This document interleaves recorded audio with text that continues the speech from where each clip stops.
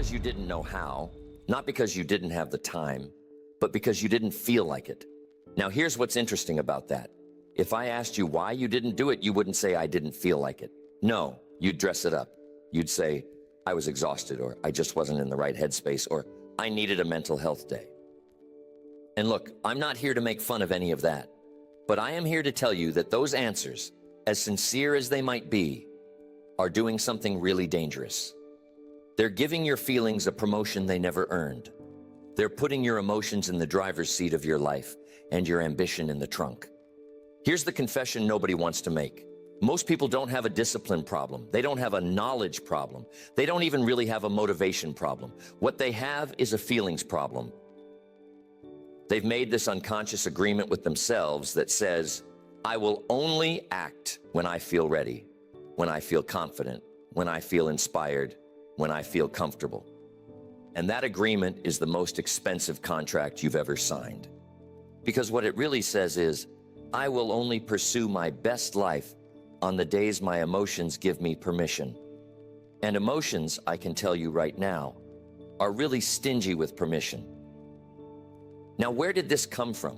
Where did we pick up this idea that our feelings are supposed to guide our actions? It started early. It started when we were kids. Think about it. When you were little and something scared you, what did the adults say? Trust your gut. When something felt wrong, they said, if it doesn't feel right, don't do it. And that was good advice for a child. That was great advice for keeping a 5-year-old away from danger. But here's what nobody told you. Nobody came back when you were 18 or 25 or 40 and said, hey, that rule we gave you about trusting your feelings, that was for physical safety. That was for avoiding strangers and hot stoves. That was not meant to be your blueprint for building a business or writing a book or getting in shape or saving your marriage. Nobody made that distinction, and so most people are still running a childhood program in an adult life. They're still treating their feelings like a compass, and that compass is pointing them straight toward comfort, which is really just another word for nowhere. Here's how this plays out. Say you set a goal. You decide, I'm going to get up early. I'm going to start working on my project before the rest of the house wakes up. Great goal, clear goal. You go to bed excited about it. The alarm goes off at 5:30 in the morning. And what happens? The feeling shows up. Not the goal, the feeling. The bed is warm, the room is cold. Your body says, not today. And in that moment, you're not making a strategic decision. You're not evaluating whether the goal still matters. You're simply obeying a sensation. A sensation that has no knowledge of your goals, no understanding of your potential, and no interest in your future. It just wants 5 more minutes. And 5 more minutes becomes 5 more months. And 5 more months becomes 5 more years. And suddenly you're looking back, wondering where the time went. The time didn't go anywhere. You just kept handing it to your feelings, 5 minutes at a time. Here's what I want you to understand tonight, and this is important. Your feelings are reporters. That's it. They're reporters. They report on your current condition. They say, you're tired. They say, you're anxious. They say, you're unsure. Fine. Thank you for the report. But reporters don't run the organization. Reporters don't set the agenda. They tell you what's happening, but they have no business telling you what to do next. When you watch the evening news and the anchor says, there's a storm moving in, you don't look at the anchor and say, well, what should I do about it? No, you take the information and you make your own decision based on your priorities, your values, and your plans. That's exactly how feelings are supposed to work in your life. They inform, they don't command. But most of us have it backwards. Most of us have given the reporter a corner office and a set of keys. And now the reporter is running the whole operation. And the reporter is terrible at running things because reporters only care about what's happening right now. They have no vision. They have no long-term strategy. They can tell you that you're uncomfortable, but they can't tell you whether the discomfort is meaningful or meaningless. They can't tell the difference between the discomfort of danger and the discomfort of growth. To a feeling, it's all the same. And if you let feelings make your decisions, You will avoid both danger and growth with equal commitment. You'll be safe, sure, but you'll also be stuck. Now, I want to be really clear about something, because I know how this can sound. I'm not telling you to ignore your feelings. I'm not telling you to pretend they don't exist, or to stuff them down, or to act like some kind of robot. That's not what this is about. Your feelings are real. They're valid. They deserve to be acknowledged. But acknowledgement and obedience are two very different things. You can say, I notice I'm afraid, and still walk into the room. You can say, I notice I don't feel like making the call, and still pick up the phone. That's not denial. That's leadership. That's you running your own life instead of letting the weather run it for you. Think of it this way. Imagine you had an employee who only showed up on the days they felt inspired. Some days they were great, full of energy, full of ideas, awesome to be around. But other days, they just didn't show up. No notice, no reason, just not there. Would you keep that employee? Would you build your business around their schedule? Of course not. You'd say, I appreciate your good days, but I need consistency. I need someone who shows up whether they feel like it or not. Well, that unreliable employee, that's what your feelings are doing to your life. They're showing up when it's convenient and disappearing when it's not. And you've been letting them get away with it for years. Here's where this gets really costly. When you live by your feelings, you don't just lose one day here and there. You lose the compound effect of consistency. It's not the single missed workout that matters. It's not the one skipped morning. It's the pattern. Because a life isn't built in dramatic moments. A life is built in the ordinary, unremarkable repetition of doing what you said you'd do on the days you don't feel like doing it. That's where the magic is. Not in the big performance, but in the boring follow-through. And feelings will rob you of the boring follow-through every single time, because feelings aren't interested in boring. Feelings want drama. They want urgency. They want a reason. And most days, the reason to keep going isn't dramatic. It's just a promise you made to yourself, and that's supposed to be enough. So tonight, I want you to start drawing a really clear line in your mind. On one side of that line is acknowledgement. Yes, I feel tired. Yes, I feel uncertain. Yes, I feel resistant. That's the reporter doing their job. On the other side of that line is your decision, your plan, your commitment, what you said you were going to do. And the question you have to answer every single day is this: who's in charge? The reporter or the person who actually has a vision for this life? Because one of them is going to run the show. And if you don't make a conscious choice, the reporter wins by default, every time. Now, I want to talk about something that most people have never done, and it's something so simple it almost seems beneath you. But I promise you, if you do this one exercise, it will change the way you see your entire life. I want you to do the math. I want you to actually sit down and calculate what I don't feel like it has cost you. Not in some vague philosophical sense, not in some motivational poster kind of way. I mean real numbers, real days, real hours, real opportunities.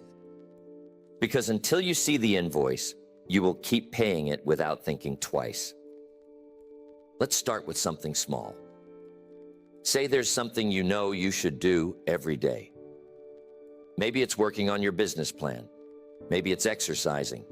Maybe it's reading. Maybe it's making calls to prospective clients. Whatever it is, you know it matters. You've said so yourself. But let's say 3 days a week, just 3, you don't do it. Not because something came up, not because there was a crisis, but because you didn't feel like it. The mood wasn't right. The energy wasn't there. The couch was closer than the desk. 3 days a week. That sounds almost reasonable, doesn't it? That still leaves you 4 days a week where you're showing up. You might even feel good about that ratio. You might think, well, nobody's perfect. I'm still doing it more often than not. And that's true. But let's see what the math says. 3 days a week times 52 weeks in a year is 156 days. 156 days a year. where you had something important to do and you handed it over to a mood. Now I want you to think about that number. That's not a weekend here and there. That's not a rough patch. That's 5 full months of your year, gone. Not to illness, not to emergency, not to some force outside your control, to a feeling. You gave 5 months of your life, every single year, to the simple sensation of not being in the mood. And if someone stole 5 months of your year, you'd call the police. But when your feelings do it, you just shrug and say, I'll start fresh on Monday. Now let's stretch that out, because this is where it gets really sobering. 5 years of that pattern, and most people have been running this pattern for way longer than 5 years. 5 years of that is 780 days. That's over 2 full years of your life, dedicated not to rest, not to recovery, not to anything productive, but to emotional surrender. 2 years of sitting things out because the feeling wasn't right. And in 10 years, that's 1,560 days. That's over 4 years. 4 years of a decade, lost, not dramatically, not in one catastrophic moment, quietly, gradually, one I don't feel like it at a time. And here's what makes it worse. It's not just the days you lost. It's what those days would have built. That's the part people miss. They think a skipped day is just a skipped day. They think it's neutral, but it's not neutral. Progress isn't a straight line you can pick up wherever you left off. Progress compounds. One good day builds on another good day. The call you make today leads to the meeting next week that leads to the partnership next month. The chapter you write today gives you the momentum to write the next chapter tomorrow. When you skip a day, you don't just lose that day. You lose the momentum that day would have created, and the momentum the next day would have built on top of it, and so on. What you're really losing isn't a day. It's a chain. And every time you break the chain because of how you feel, you have to start the chain over. That's why so many people feel like they're always starting over, because they are. They keep breaking the chain every time their feelings tell them to sit down. Or let's say 2 people start the same goal on the same day, same ability, same resources, same knowledge. The only difference is this: one of them acts regardless of how they feel, and the other one waits until they feel ready. The first person works 6 days a week. The second person works 4 because 2 days a week, the feeling isn't there. After 1 month, the first person has put in 24 days of work. The second has put in 16. That's a gap of 8 days. Doesn't sound like much, right? But after 6 months, the first person has put in 144 days. The second has put in 96. That's a gap of 48 days. Almost 7 full weeks of difference. After a year, the gap is 96 days, over 3 months of separation between 2 people who started at the exact same place. And after 5 years, the first person has put in over 1,400 days of effort. The second person, just under 1,000. That's a gap of 416 days, more than a full year of difference. Same talent, same starting point. The only variable was whether they obeyed their feelings or overruled them. Now, I want you to think about your own life with this kind of honesty, because I think most people have never done it. Most people have never sat down and said, how many days this year did I give away because of how I felt? They don't track it. They don't count it. And because they don't count it, they don't see it. It's invisible. It's like a leak in the basement. It's not dramatic enough to get your attention, but over time, it ruins the foundation. That's what emotional decision-making does to a life. It doesn't destroy it in one big flood.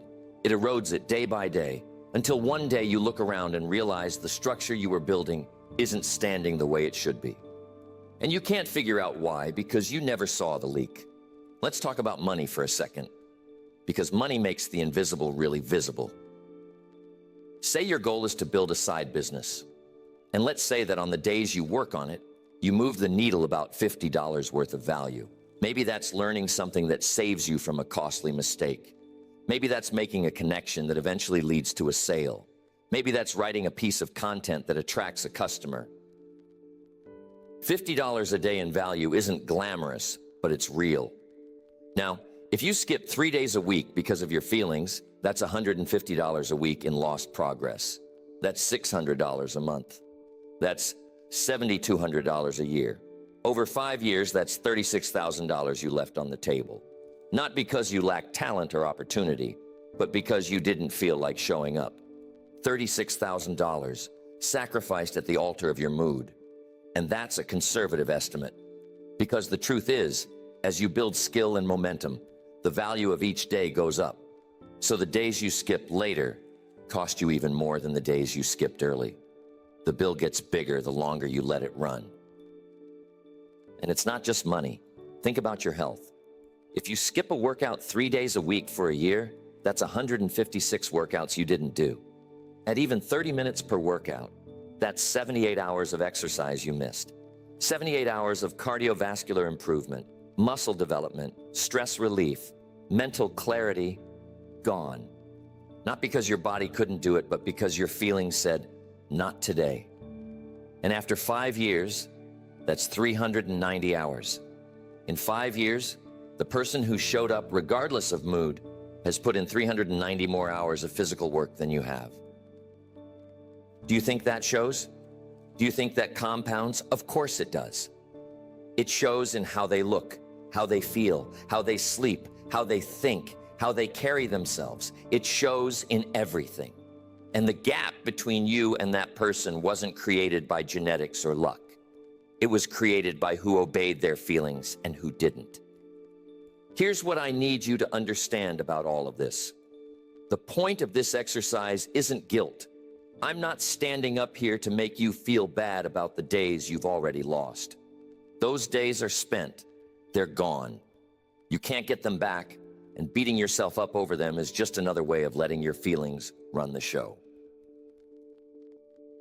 The point of this exercise is visibility. The point is for you to see clearly, mathematically, undeniably what the real cost is.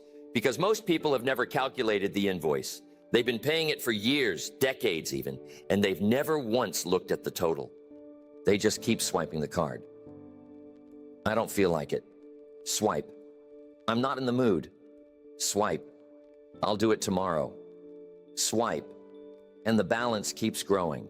And the life they want keeps getting further away. And they can't understand why, because each individual swipe felt so small. Each individual surrender felt so harmless. But you add them up, and they are anything but harmless. They are the difference between the life you're living and the life you designed. They are the gap between who you are and who you intended to become. And that gap wasn't created by some great tragedy or some terrible misfortune. It was created by a feeling, a small, temporary, ultimately meaningless feeling that you treated like a commandment.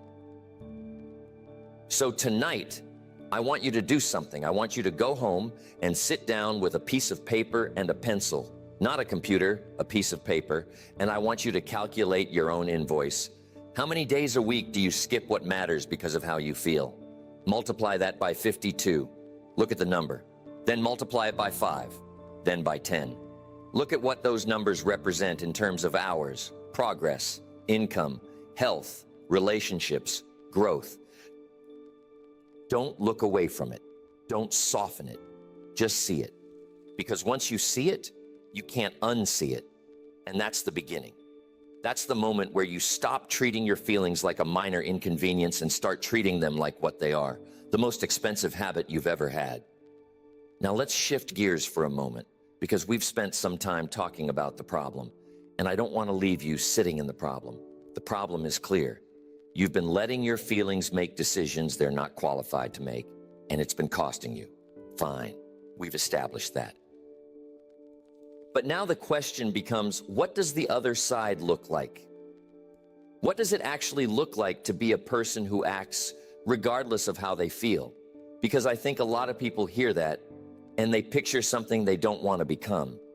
They picture somebody cold, somebody grinding through life with their jaw clenched and their emotions locked in a box somewhere. Somebody who never rests, never pauses, never listens to their own body. And I want to tell you right now, that's not what I'm describing. That's not the goal. The goal isn't to become a machine. The goal is to become a leader, the leader of your own life. And good leaders don't ignore information. They just don't let information make the final call. Let me tell you what this person looks like. The person who has learned to act independent of their emotional weather doesn't look superhuman. They don't look like they never struggle. Actually, from the outside, you might not even notice anything different about them. They get tired just like you do. They feel doubt just like you do. They wake up some mornings and the last thing they want to do is the thing they've committed to doing. The difference isn't in what they feel. The difference is in what they do with what they feel. When that feeling arrives, the resistance, the heaviness, the voice that says, "Not today," they hear it. They don't pretend it isn't there. They acknowledge it fully, and then they take action anyway. Not because they're tougher than you, not because they have some gene you're missing, but because at some point they made a decision about what matters more to them, the comfort of the moment or the direction of their life. And they made that decision once, so they don't have to keep making it every morning. Now, here's a distinction I want to make really carefully, because I think it's one of the most important things I'll say tonight. There's a difference between suffering and inconvenience, a real difference, and most people have lost the ability to tell them apart. Suffering is when something is genuinely harmful. Suffering is illness. Suffering is real loss. Suffering is a circumstance that threatens your well-being in a meaningful, lasting way. Inconvenience is when something is uncomfortable, unfamiliar, or mildly unpleasant. Inconvenience is getting out of a warm bed. Inconvenience is making a phone call you'd rather avoid. Inconvenience is doing the work when you'd rather watch TV. These aren't the same thing, but we treat them like they are. We use the same emotional response for both. We flinch the same way. We retreat the same way. We say, "I can't," the same way. And because we react to inconvenience like it's suffering, we avoid things that are merely uncomfortable with the same urgency we'd use to avoid things that are actually dangerous. Think about the things that have stopped you in the past, not the real crises, the small resistances. The thing you were going to write but didn't because you felt unsure. The conversation you were going to have but didn't because it felt awkward. The early morning you were going to use but didn't because the bed felt too good. Were any of those situations actually painful? Were you in any real danger? Was there any genuine harm waiting for you on the other side of that action? Almost certainly not. What was waiting for you was a few minutes of discomfort, followed by the satisfaction of having done the thing. That's it. A few minutes of mild unpleasantness. But your feelings promoted that unpleasantness to an emergency, and you responded accordingly. You treated a rainstorm like a hurricane, and you stayed inside. The person who acts anyway has learned to see this promotion for what it is. They've learned to catch their own mind in the act of turning a 3 into a 10. When the feeling says, "This is going to be terrible," they've taught themselves to ask, "Is it? Really? Or is it just going to be slightly uncomfortable for a short period of time?" And almost every time the honest answer is the second one. It's just discomfort. It's just inconvenience. It's the emotional equivalent of a cold shower, jarring for a few seconds, and then completely fine. But you have to be willing to step in. You have to be willing to experience those few seconds instead of running from them. And that willingness, not talent, not intelligence, not resources, that willingness is what separates people who build the life they want from people who keep waiting for the life they want to feel easy. So what does a day look like for this kind of person? Because I think the practical picture is more useful than the philosophy. They wake up in the morning, and the first thing that happens is the feeling arrives. And the feeling says the same thing it says to you and to me and to everybody else. Stay in bed. It's warm. You're tired. 5 more minutes. The feeling isn't unique. Everybody gets that feeling. But this person has made a prior decision.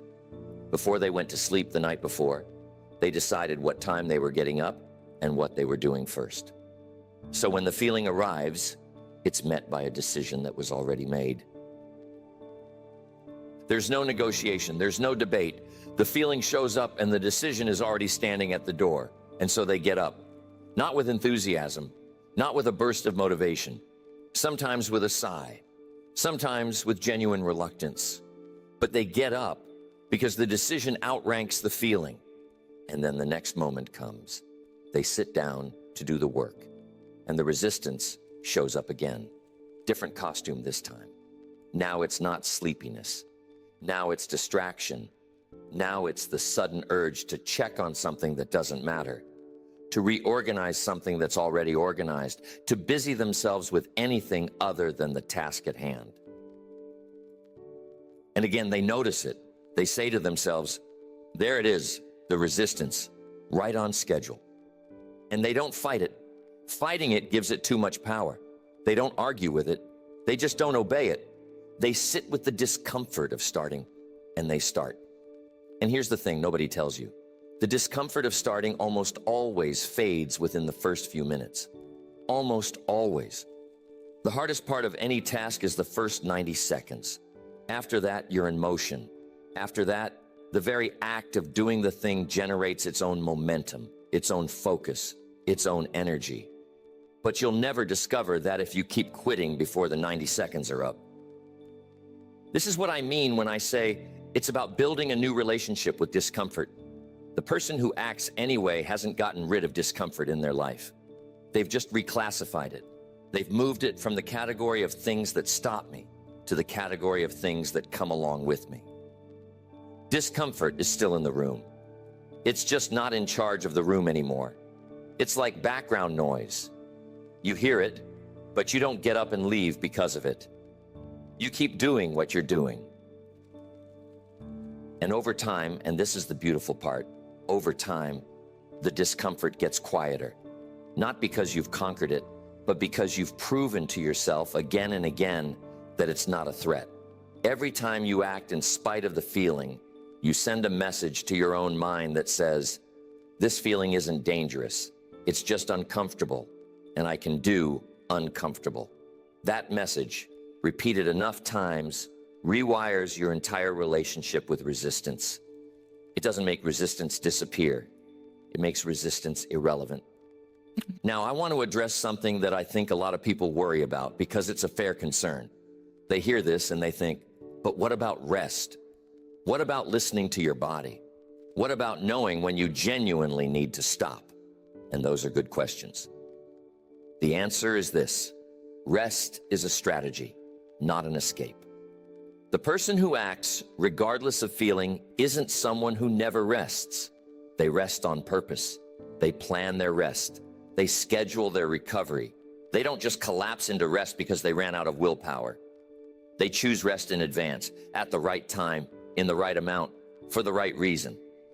And here's how you can tell the difference between strategic rest and emotional surrender. Strategic rest has a beginning and an end. You say, I'm going to rest this evening, and tomorrow morning, I'm back at it. Emotional surrender has no end.